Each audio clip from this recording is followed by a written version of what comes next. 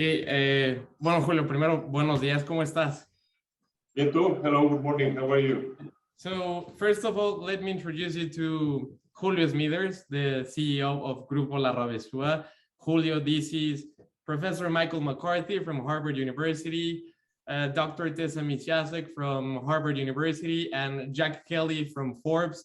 Before we start, I'd like to say, Julio, Professor McCarthy, Professor Misiasek, one of the most brilliant faculty minds I know, and Jack, an amazing writer, recruiter, and same, Julio, a really sharp businessman, a person that I really appreciate, like personally.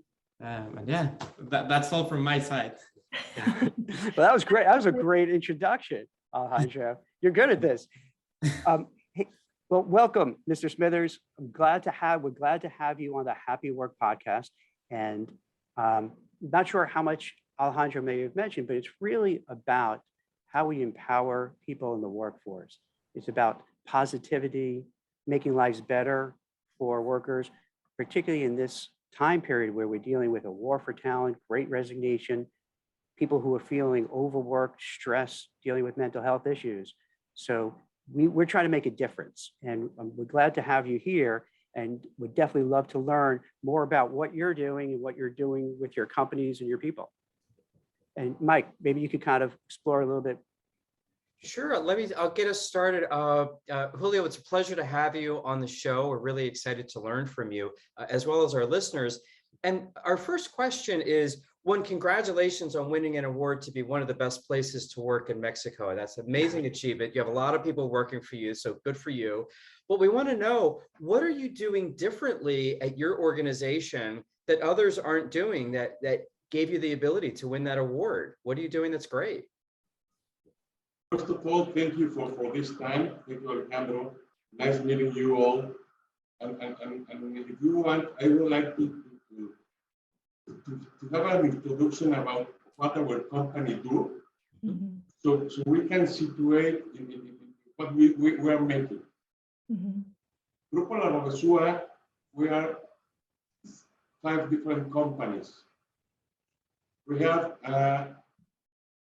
inbound warehouse. I don't know if you know this model, because it is not, in part of the world is different, but here in Mexico, in the airport, we have this, only 17, okay? And all the cargo that arrives to Mexico City by plane have to go inside one of these warehouses. And the cargo can stay between 2 and 60 days. After 60 days, it passes to the authority, but you have to keep it. So it's a very unique model in customs worldwide. So we have one inbound warehouse inside customs in the airport. The other company we have, we sell seals, security seals, the one that goes in the trucks, okay? in the train, in the trucks. When you travel, they put it in your luggage. Okay, those we sell plastic, cable, and bolt seals. We also have another company that we are customs broker, and we have in Manzanillo, in Veracruz, and here in the airport. Another company we have is called Ship and Go. We make a very good work with DHL, so they authorize us to resell the service. We are one of the only. There are very few companies that can resell DHL service here in Mexico. I can tell you that here in Mexico, we're the only one with a unique DHL trademark. There is mailboxes that can sell okay? But the only company that can resell DHL service is our company. For making this company, DHL CEO in Mexico have to have the authorization of the CEO in Germany, because it's a unique model that we have it. And we also have a transportation company, a small one. And we have another warehouse outside customs for the customers that want to make something to his cargo, or they don't have a place to make the inventory. We kept the inventory for them. And also we have many companies dedicated to e-commerce. So we receive it on customs. We receive it on our warehouse in customs. We make the clearness in customs.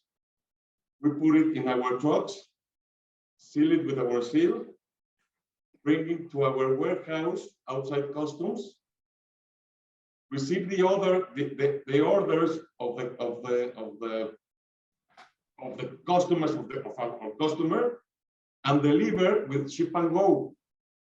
So we are like a logistic integrated company. We can bring anything you want, any part of the world, and deliver to your house, or keep your inventory or whatever you need. So we are a logistic company. Mm-hmm. Being that kind of company means that you have many different of social employees, you know? Mm-hmm. You have, and each one of these companies have its own general manager. Mm-hmm. We have a general manager of Treasury Department, Human Resources, and Accountability. For each company have its own general manager with his structure. But as you can imagine, for example, in the warehouse, in customs, we have about 300 people working for us, but all levels. People that only take boxes from the plane, work on the lift, and we have the cashiers, and we have the general manager. So our social distribution is different. And I don't know if you have any about this. I think Tessa just had a question to ask you, Julio. Yeah, froze a well, little bit. actually, yes, we do have some experience. You were just asking if we have experience working with multi-level teams. Is that what you were asking? Yes, it's because it's difficult to make things for all, Mm-hmm. and that also be happy, you know? So, do you have any question about what we do in the organization?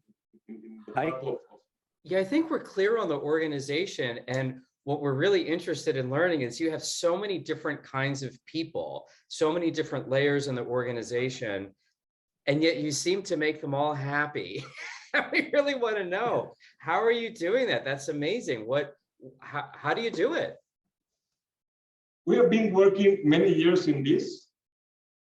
I can tell you that long time before, probably 15, 17 years ago, it was impossible that you can start working for us if you have a tattoo, for example. Crazy, we were like discriminating everybody, but we understand that the worlds move and you have to move with the world. So something very, very important that you have to have in mind is that making a positive workplace in Mexico is not easy, because we are Mexican people, Latin American people, that we have a different chip than Danish people, than American people, than Switzerland people. You know, we are Mexicans. And Mexicans, we think different. We're very kind as Chinese, you know. We have partners in China, and Chinese, I learned that Chinese and Mexican things some kind, but we are totally different as American people. American people, when they get born, they have respect of everything. They respect the neighborhoods, they respect the things, they respect everything. Unfortunately, Mexican people don't respect nothing. We don't respect the authority, we don't respect law, we don't, you know, because nothing happens. It's sad to say this, but I want to say this because making different things is difficult here. Many companies, I work with HLs, I'm telling you, they have been best place to work for 10 years. But the thing is that they are a German company. They have a model in Germany. They are worldwide. So they just copy the model and bring it to Mexico. Mm-hmm. I'm not saying it's not. I'm not saying that it's better or not or worse or it's easier. For me, it's easier because you have like that model working in Germany and you have to put it all around the world the same. For a Mexican company to make this, it was difficult. Okay, we started working this thing many years ago. What we do different at this moment? This moment of COVID, for example, I'm going to go inside the COVID situation. Last year, we couldn't send everybody to home office because as we have people in the warehouses, they have to be working. And customs didn't stop any day. In customs, we work every day of the year, 24 hours, because airplanes don't stop, cargo don't stop. And the cargo increased a lot last year, a lot. So we were talking with the people. People was very worried about them, worried about their families. We have some losses. Many people lose their parents. But we were together with them. And when I say together, it's really together. Together, I mean, I went to the warehouse. The general manager of the warehouse was in the warehouse, talking with the people, hugging the people, and saying, here I am, what can I do for you?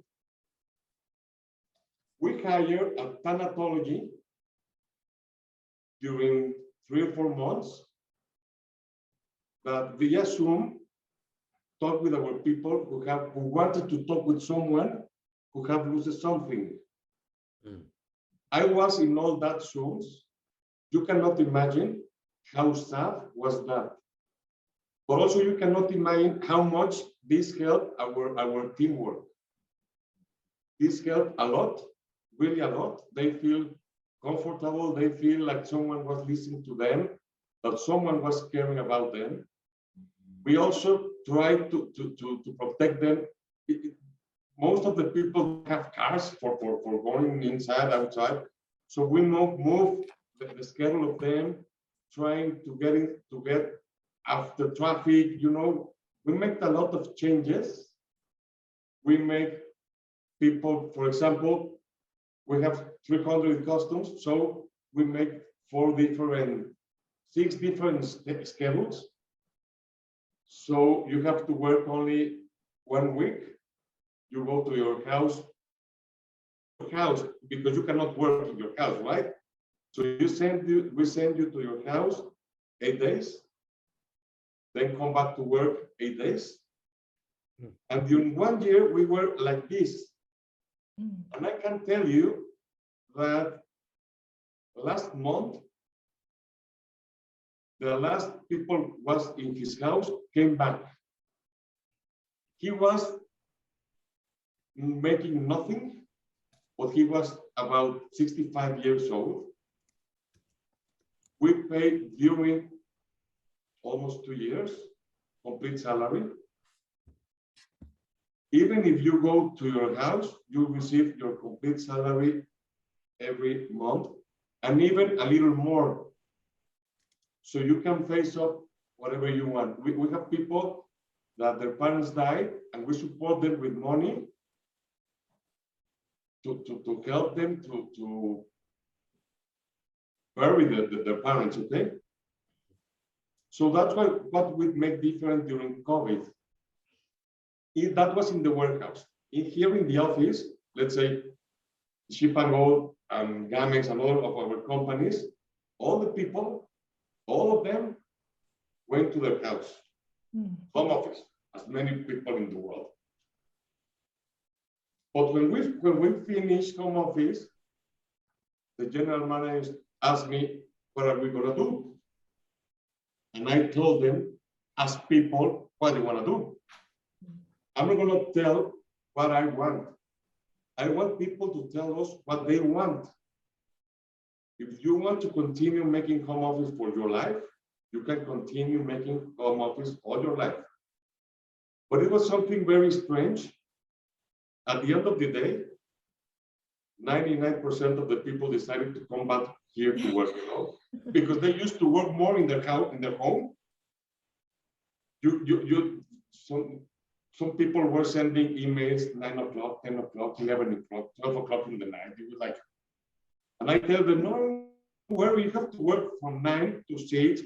And if you got kids, make the food, be with your kids. It's like easy. We have to be very, very human. That's what we have made difference between other companies. For me, the human part is the most important part. I always see the human part of the people. And looking at them at that part, it's everything, it's people feels part of the company, people like you, because really, we're like with all of them, very close. One question I wanted to ask, because what you're illustrating is enormous empathy for your workforce, and there's a lot of research that shows that when you demonstrate empathy towards your employees, that they really respond in kind and they become more loyal employees and want to work for you. And one of the questions I had is, right, in the US, we're facing a labor shortage and what they're calling the Great Resignation. And employees are making decisions not to come back to work. And first of all, I was interested in whether or not you're seeing that, not just at your company. It sounds like you're not seeing it at your company, but if you're seeing that within the workforce in Mexico City or in Mexico, and what impact that is having on the supply chain, because in the US, the labor shortage is having a huge impact, I'm sure, as you know, on the supply chain in the US. So we'd love to get your perspective on that question. Exactly. Your question was about the problem we're having with the supply chain. Well, are you, it sounds like you as a company, a lot of your employees came back because they really wanted to continue to work. But in the US, we're facing a huge labor shortage. People are not returning to work. And I was curious if in Mexico City or in Mexico, other industries or other businesses are facing that. And does that have an impact on the supply chain the way it is in the US? Oh, yes. Many companies here in Mexico are facing that people don't want to come back. Many people. For me, it was really a surprise that all of our people wanted to come back. But I see many companies that are facing problems because people don't want, they are afraid of coming back. They are quitting, they are looking for another job. They don't want to come back to work. So companies, of course, they are facing problems. We have suppliers in software, hardware, that you call them, nobody answers you. So yes, we are facing those problems with some suppliers, and also some of our customers, they are not working, We are trying to make dates to see our customers, to show new products. No, I'm not working. Oh, no, I'm in my house still, and I'm going to be forever. And of course, things are changing, but I think it's not so good, because at the end of the day, we are facing all problems. Because if you're in your house, you are facing the internet is not working so good. Remember, we live in Mexico City. So many people lives very, very far, and they have a very bad internet. Probably they don't have an internet. So they use their phone, So yes, many companies are facing problems in the supply chain, and we are facing that problems too. Mike, I think you wanted to ask a question. So what do you think? It's interesting that you have people that want to work for you, but the Great Resignation is still impacting your organization. What do you think the other organizations could be doing better that could stop people from not wanting to work? What changes would you suggest they consider? I think that they also be more impacted, you know. I have many friends, CEOs of other companies or of their own companies. And it's strange because they treat people as a number. They don't know the name of the people. I'm not going to tell you that I know the name of the 600 people that work in this company. Mm-hmm. But I can tell you that all 600 people know me, and at least one day per week, I go to the work and ask about their families. And if someone has a problem, I remember that problem. So next week, I will ask you, oh, you told me that your son was at the hospital. How is he? Do you need something? Oh, I remember that your daddy was out of the employee. Have he had a job, or you want me to help him to hire in some place, you know? I think that the most important is to be close to the people. Mm-hmm. And many companies, even if they are best place to work, I think that people, even if you are best place to work and you make things more and more and more, they get a point that they don't care about what else you are making for them. I don't know you can do whatever, you can give many freedom to the employees, to the teamwork. Sooner, you will have to pay that bill. Mm-hmm. Being so flexible.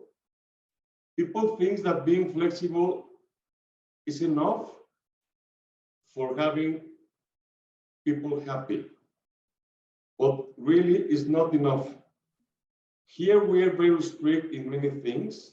I'm going to give you an example. Here in our office, it's forbidden to eat even a candy. It's forbidden. If you want to eat a candy, there's a special place where you can go upstairs and eat a candy. It's forbidden to listen to your music, to use earphones. Everything is forbidden. But at the same time, people can do many things. We have made we call it not economical rewards, okay? Mm-hmm. Where people earn coins. Your boss is going to evaluate you, and at the end of the month, he will give you no more than 6 coins, okay? Mm-hmm. What can you do with these coins? You can go, we have a very nice roof. Our building is, if I make this, I see the airplanes, you know, we have a very, very nice building here. So you can go upstairs, there's a beautiful roof.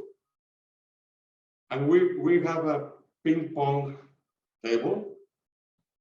We have a massage seat, you know, mm-hmm. The one that you see in the malls, that you see in the, you know, okay? We have one upstairs. We have snacks. We have a football machine. We also have Xbox.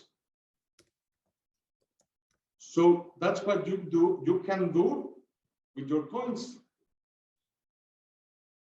In the warehouse, in customs, we have all that things. And also we have walking machines. Mm-hmm. We have, I don't know how to say it in English, where you box and you pay and it's like a punching bag or like a punching bag? Like a punching bag, yes. Yeah. We have a punching bag, a lot of 6 punching bags. So people can go upstairs and half an hour they can be. You know what? Maybe we need that in this country. because we're all fighting with each other and we're all angry all the time. So maybe that's one of the things we should put in every office everywhere here. Maybe we'll cut down on everybody just getting on each other's throats. But you know, it's like a dual company. Yeah. Many things are forbidden, and people agree with that. You know, you cannot come here to the company with blue jeans and tennis. No, forbidden. No. On Friday, yes, you can. Not with tennis. Not with broken jeans. No, you can't. But people is happy. Right, now you're making me and Mike feel bad that we're not, and Alejandro, we're not wearing our suits. See, I had my jacket here. I didn't know. I had my jacket. I'm going to tell you something. It's the first time after COVID that I'm using a tie, because I was going to be with you. And I said, okay. I had a tie, but my wife was like, you don't need a tie for these things. They're casual. I'm like, all right. Also mine told me, what are you going to use a tie? And I said, it's going to be very important people with me so they can see me. Yeah. But people is happy with this, you know. They like rules, but they don't. But they like to be free in some place. You cannot have a blue hair. Not, of course, you cannot have your blue hair or red or yellow. No. You cannot make those things in here. And people is happy. Our rotation is 2% in a year. Wait, I'm sorry. What was 2%? The rotation of our employees. Of people leaving, you mean? People leaving only 2%. That's super low. That's really Very low. And I'm going to tell you, probably of that 2%, 1% left because they are changing place of living, or because they have a disease, or they have to take care of their wife, their boys, or something like that. So people is happy, but the secret is to be very human with people. Julio, Tessa wants to ask a question, but before, I just want, you're kind of giving the best story for the whole ethos of what we're trying to do with this podcast, because everything you're outlining is taking care of your employees, looking after them, doing right by them. And it shows by doing that, you retain them, they're happy, and they're successful. And it's like, right, Tessa, it seems that's Absolutely. kind of it's proof of concept, really, that if you treat them, people, it's so obvious, it seems like, but a lot of companies here in the US don't do it. If you treat people with respect and dignity and listen to them, and then once you hear them, you put into action, they're happy, right, Tess? Well, and what I'm also hearing is I think people like to know what the expectations are. And I think sometimes when there's a lot of fluidity with what are the rules, what am I supposed to do, what are the expectations? Oh, you can work from home, but actually your boss doesn't really want you to work from home. They want you to come in. I think when there's that fluidity around what's expected of me as the employee, there's a lot of confusion. And then, again, people get disappointed and so forth. And the other thing I'm really curious about is it seems like the way that you create the culture within your organization is very much aligned with your brand as a company, the way that the outside world perceives you as a logistics company. And I'm just really curious to see, was that always the intention to kind of create a culture within the organization that really reflects who you are as an organization to your customers as well? It was not a goal we have a long time ago, really, no. But I can tell you that we start working this with no conscience. We start making changes long time ago without knowing what was going to be the result, without any goal, without any plan, just making changes. I'm going to tell you, for example, when we interview people, when I interview, I used to interview all the people that were going to work with us. At this moment, it's impossible,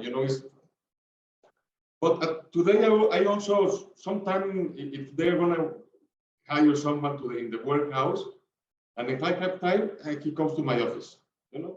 I talk with him, with her, and the first question I ask everybody is to tell me at least 2 personal values, at least.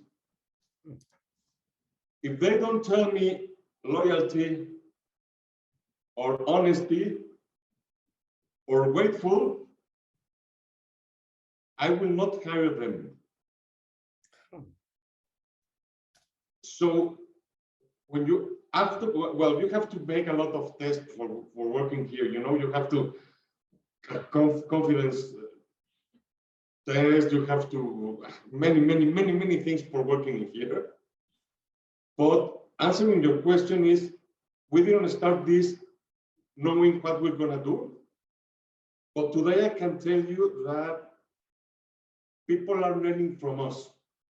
I'm really happy because many companies are learning for us.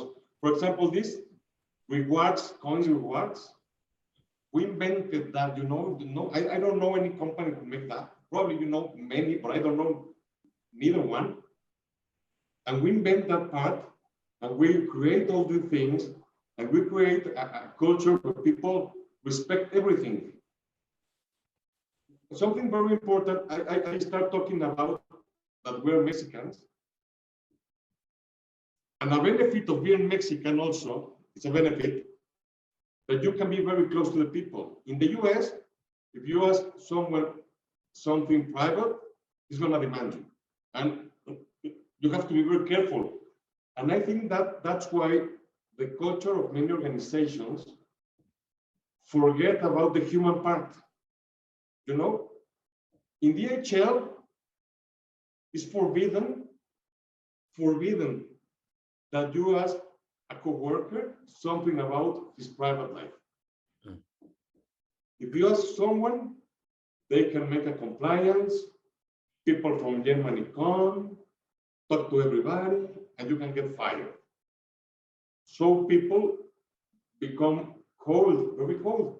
They don't care about nothing, you know? It's like you have to be very careful, you have to be very preventive, you cannot ask nothing. And I can tell you that here in this company, all the offices of all the leaders are always open doors. Here, my company some days looks like a public company because people come. Hey, Mr. Jimenez, I have a problem. What's the problem? I'm fighting with my wife. I fight with my wife. Why are you fighting with you? Oh, I have a problem with my child. What's the problem with the child? Oh, the school. Oh, okay. They come here or they come to the office of their leaders to talk and find a solution. So we all have to be like doctors, psychiatrists, Psychs. Yeah, like okay. We have to be priests. But it's very nice, you know, because people, you interact everything with you know a lot of things of people, and there's no way people don't love your company. There's no way. Mike, did you want to comment?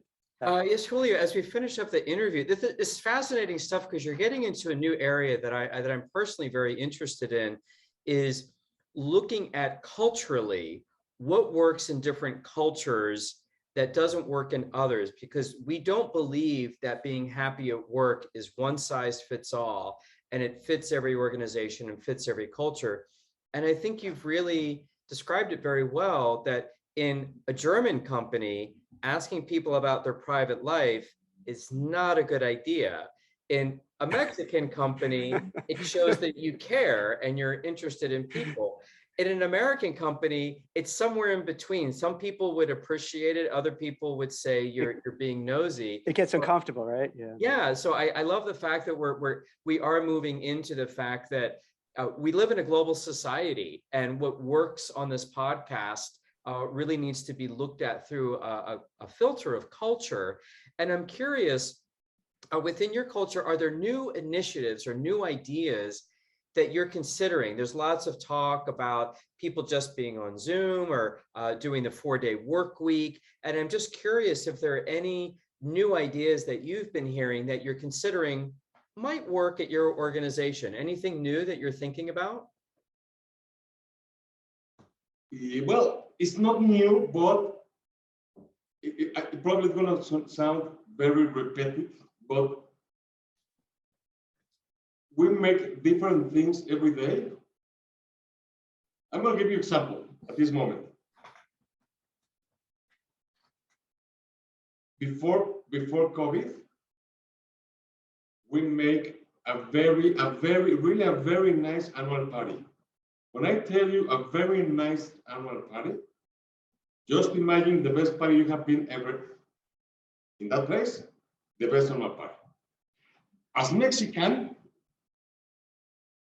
we believe that not all of us, okay, and not, please don't misunderstand what I'm going to say, but we think that drinking, join, is if you drink and you're having fun, it's like, so in an annual party, you can drink whatever you want to drink, but you don't drink bad alcohol. You have Blue Label, you have Black Label, you have the best tequila, the best rum. All right, wait, so are we invited to this party though? Wait. Yes. Does this mean now that we're friends that wait, the holidays are coming up, come to think of it. I like tequila. Now you will have 3 visitors from the States in your annual party. Now I know everyone's happy at your office. This is great. Yeah. Black Label, Scotch, tequila. I'm moving down there. This is great. Music, dancing. Music. It finishes until 4 o'clock in the morning. I'm packing. The That's thing awesome. is that you have people that finish at 4 o'clock in the morning have to work, some of them on Saturday, 7 a.m. And I can tell you that they go to work. But this year, what we make different, as we didn't make the annual party last year, and we should not make it this year. Are you just saying that because you don't want us showing up? Are you really going to have a party and just you don't want us coming? Believe me that in 2022, I will invite you 3, you 4. Believe me, you will be our special guest. Because something very good of these parties is that people cannot go with their families, Because if you will come your wife, you will be, you will get bored, Okay? You will not dance, you will not read, you will not eat, you will leave the party at 11 o'clock. How do you know? You spoke to my wife, didn't you? You know that's exactly what happens. Hey, you're driving home. You can't drink anything. So yeah. And this year, we have an internal communications committee, okay? And we send mails to everybody. And we create this year an expectation of what was going to happen. And yesterday we announced that on December, instead of the annual party, we're gonna make a 5-kilometer and 3-kilometer race.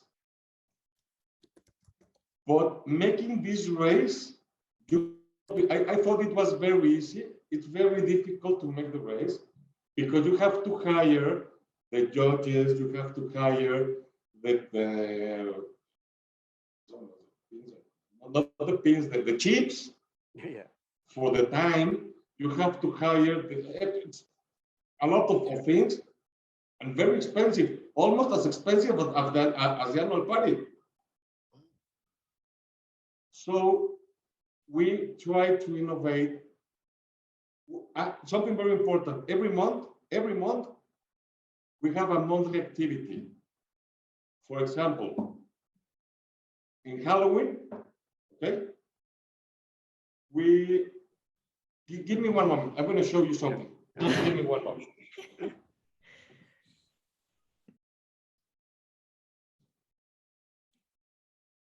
Too bad. That would be fun. Imagine going down there.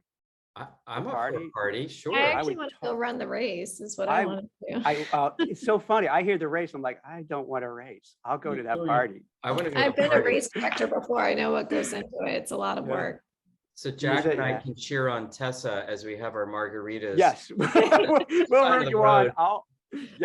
I'll eat and drink and sit down and I don't mind working out, but running. I'm going to show you something. Yeah. Every employee, well, we make couples, okay?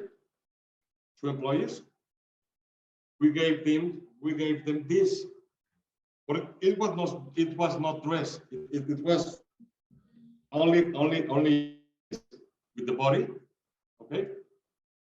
And they have to create something like this.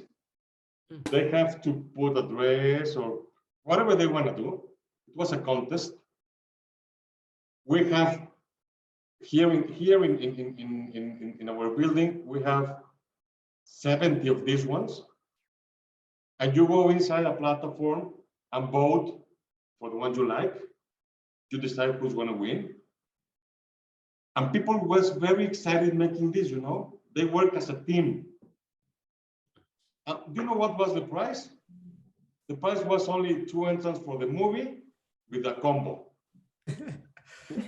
But Julio, can I just say that what the theme that I think is really emanating from this podcast today with you is just the incredibly humanistic way that you have created this culture, the way that you use empathy to connect with your employees, the way that you do activities that allow them to show different sides of themselves, like being creative or, just letting loose or encouraging that kind of team building that's not within the context of the job per se, but it's creative, it's fun, it's outside of their everyday responsibilities. So I know Jack's going to take us out, but I have to commend you because the main theme I'm hearing is just you're a very human company and you leverage your empathy to let your employees be who they are, like their true human selves and express themselves the way they need to.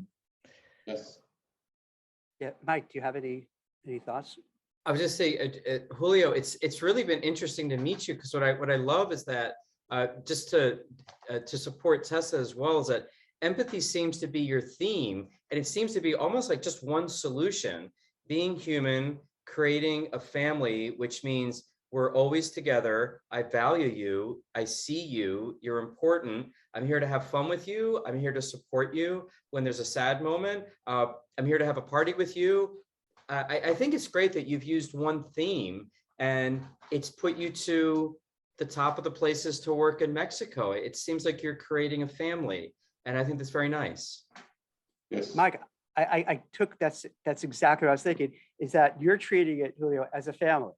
Now, I don't know if you have a big family yourself or what have, but it feels that it emanates from you is that you want to take care of people as if they're your kids, your relatives, your nieces, your grandma, your grandpa, and incorporate them in. And the proof is in the pudding is that you only have 2% who left, and out of the 2%, 1% are kind of sick relatives and what have you. And the statistics here, we had like 4 million people quit just in August. To show you, it's a huge difference. And it really seems, and it shows that it works, that when you're empathetic and when you care for your people and you put it and you listen to what they want, they're happy and they come into work. And it's interesting, you gave them a choice to be home and they say, nope, we want to come into the office. So it works, it's great. And I got to admit beforehand, because here in the US, folks who work on in the airport, the docks, what have you, there's sometimes these very gruff kind of people. They're not very friendly people. So I was kind of thinking, is this what we're going to get? And then all of a sudden, we see what a wonderful, warm person you are. And this was just so awesome that you know what you're doing and how you're treating your people. That's amazing.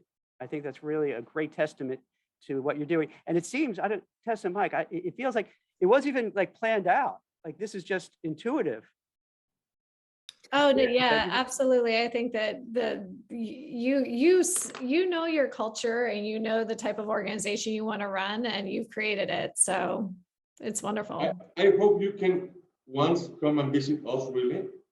And as you say something very precise, the people who works in warehouse are rough. But you go inside our warehouse and you will see kind people, you know? Yeah. You will see all the people working in peace, a lot of peace. There really is something we create, like you don't believe when you go to one of our warehouses, what you see there is like, how did you make this, you know? You know, Julio, here in the US, there's so many stories about Amazon workers that they just feel they just almost, it seems like on a regular basis, how they say how they're overworked, they're treated like robots, they're not treated like people. And it shows that you don't have to do that you can get better results by treating them nicely and fairly and respectfully. Without doubt, treating people as people, Yeah. being very empathic with them, being with them, listening to them, being part of them, because they also ask you, how do you feel today, Mr. Smithers? Oh, I'm good. Oh, how are your kids? Oh, very good, thank you very much. You know, it's really fantastic. People feels as a family, really. It's interesting, Julio. We've spoken to Zach Brown and Atma Sapfauer, I'm mispronouncing his name, from Formula One Racing. And it's interesting, both of them said exactly what you were doing, that they would walk the halls, walk, speak with the mechanics, ask them how they're doing, how their kid's cricket game is going, how's their daughter.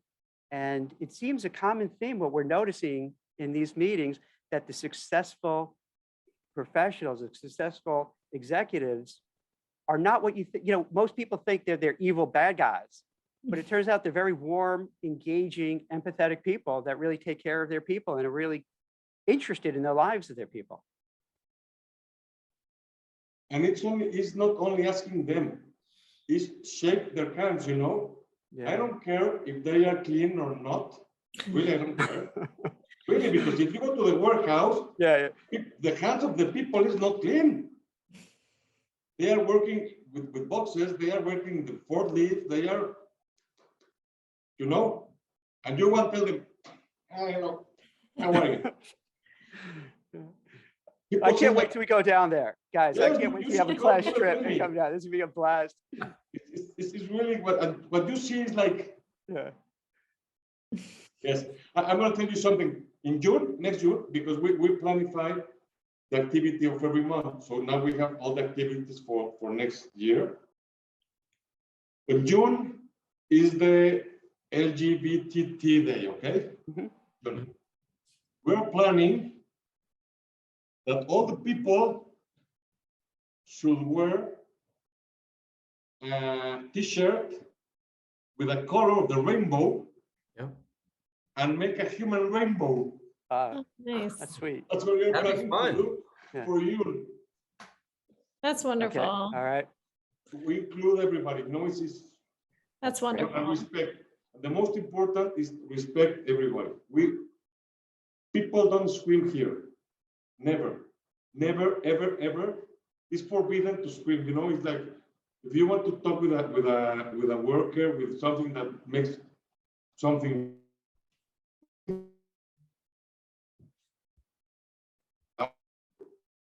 No.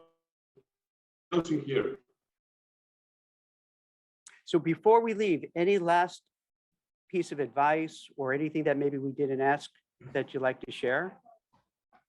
Yes, I would like to share 4 things probably.